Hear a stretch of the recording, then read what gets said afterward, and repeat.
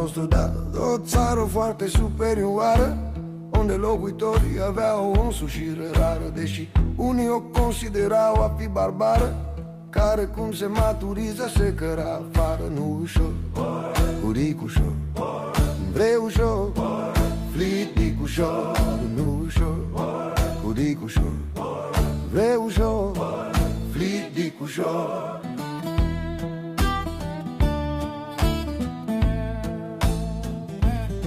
Locuitorii protestau non-stop, n-aveau rușini, dar liderii ziceau că protestele zbășin. De aceea la naștere fiecărui locuitor îi se băga în fund câte un dic ușor. Nu ușor, cu dic ușor, vrei ușor, flitic ușor.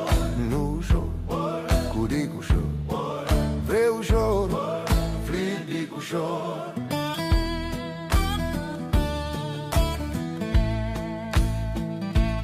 Dar locuitorii nu se lăsau așa de ușor și își scotau dicușorul cu un bețișor.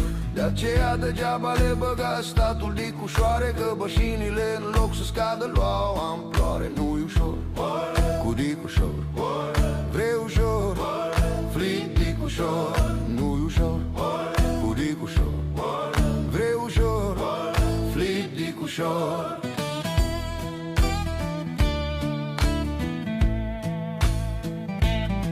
Dar statul a făcut un gest mai hotărât și a început să le bage dicușorul pe gât, pentru ca locuitorii să nu mai înjure urât și să le stea înjurăturile în gât. Nu-i ușor, cu dicușor, vrei ușor, flitic ușor.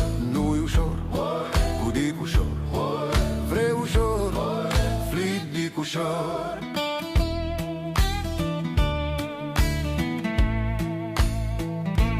Fiecare locuitor era posomorât, deoarece îi stătea dicușorul în gât. Și o întrebare obseda un întreg popor: ce să facem ca să scăpăm de dicușor? Nu-i ușor, cu dicușor, vrei ușor, flitic ușor.